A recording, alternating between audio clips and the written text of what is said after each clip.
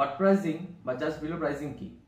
আমরা যে কোনো শপিং মলে গিয়ে দেখতে পাই 199 টাকা, 299 টাকা বা 399 টাকার প্রোডাক্ট পাওয়া যাচ্ছে, কিন্তু আমরা 399 টাকা 400 টাকা হিসেবে দেখি না। কারণ আমাদের সংখ্যা অনুযায়ী মস্তিষ্কের বাম দিকের অংশটাকে, সংখ্যার বাম দিকের অংশটাকে বেশি পরিমাণে গুরুত্ব দেয়।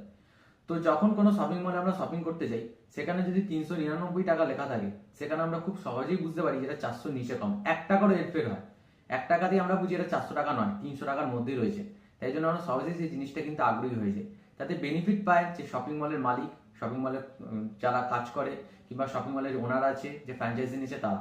আর আমাদেরকে সেটা বুঝে নিতে হয় যেটা 400 নিচে, কারণ আমরা বোকামিটা আমরাই করি।